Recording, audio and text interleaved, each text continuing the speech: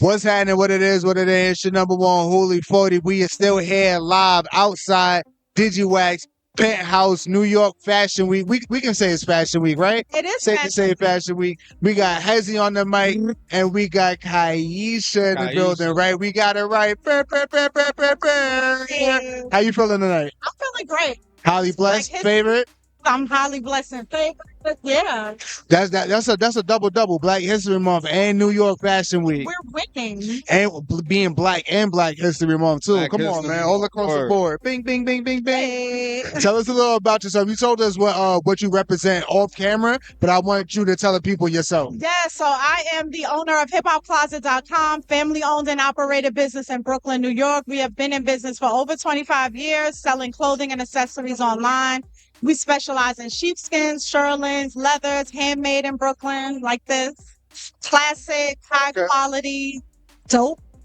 Now, when you say over 25 years, I'm sorry. When you say over 20, was you in it for 25 years? My brother and I started the company in 1999, online only. Online only? Online only. Hiphopcloset.com. We were the only ones in the space. We were online. So where did the idea come from? It was actually my brother's idea, and at the time, the climate, fashion was totally different. You had every artist with a clothing line. You had Sean John, you had Fat Farm, you had FUBU, you had Rockaway, you had Vocal. So we were the one-stop shop for all of those brands, and we born and raised in Brooklyn. So think like Albee Square Mall, downtown Brooklyn, everything hip hop from the streets. We put it online and we were shipping it all over the world. I mean, we still are, but that's how we started. So living through those eras, because fashion changes like this, especially like in today's climate. I'm sorry. Especially in today's climate, fashion changes like fast. So with you getting through all those eras, which was your favorite like brand at that time that you thought was popping?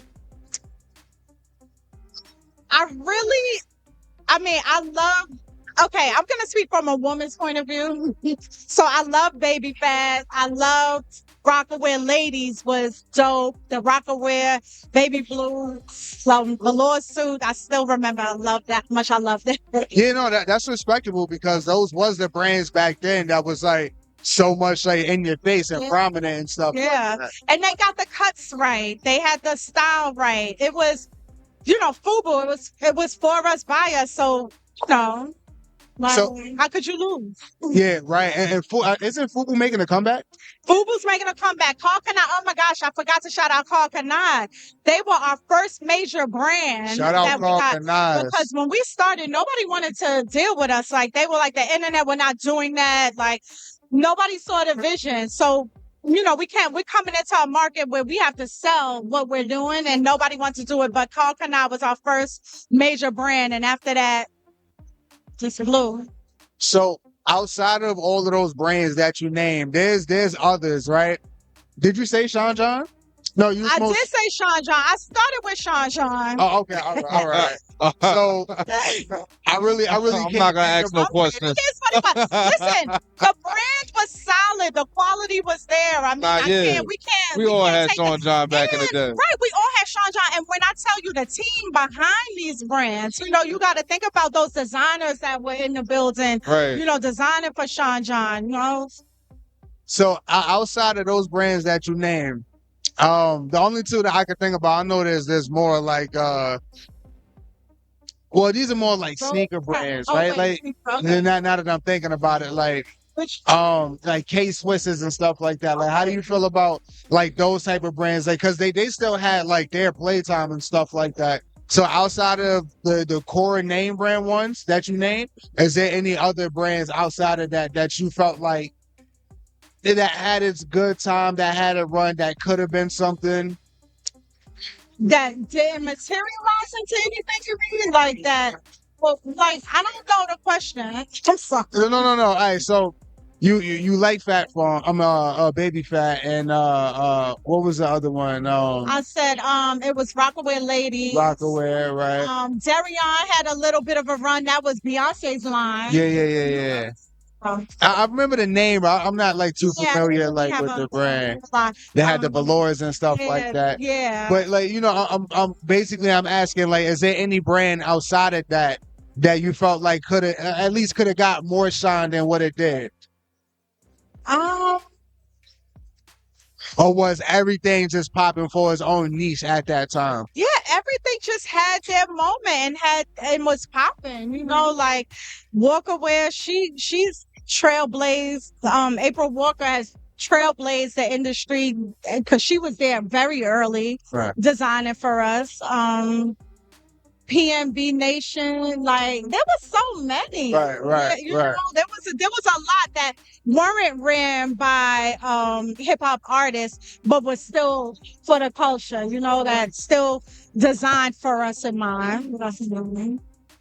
So, what do you think in today's climate is missing from the fashion world? You know, I'm gonna say what I see has come back, because for a while originality was gone. You know, like nobody was really thinking outside of the box, and really people were afraid. You know, it became a game of numbers, and if you weren't producing what was trending, then you weren't seen. But now I feel like it's come back, people wanting to look different, because that's what hip hop is at the end of the day. You know, it's about taking a trend and ripping it up and making it your own, and, you know, presenting yourself in a way that nobody else is presenting themselves. Of course. So that was gone. That was like missing for like so many years, because money was driving the game. But now I see that coming back, and it's so refreshing, you know, to see that people have the ability to create their own lines. You know, like that's so dope. So that we can have an idea and bring it to life. And I just love that about the space we're in right now. What's terrible is that this is what they were afraid of with the internet, is that you put your designs online and now it's open for anybody to steal. So now we have a lot of fast fashion brands that are stealing our independent designers' designs, and it's terrible. You know, like they're not making stuff to quality, and they're really taking money out of these smaller designers' mouths. And that's what I really don't like to see. I was going to backtrack, because you said the business started in 1999. Online only. Online only. Like the thought process of doing that back in 19, because there was no blueprint. There was no, like, how did you even think I want to do this just directly? Right. So my brother, he had seen, he heard, or, you know, the internet superhighway, you know, everything was new. And so he said, we need to sell something online. We need to have a store online. So I was like, all right, well, let's do hip hop. Like, that's what we know. Like, I'm born and raised in Brooklyn. Like, that's what I was raised on. Yeah. So I was like, nobody's selling this stuff, and I know people want it.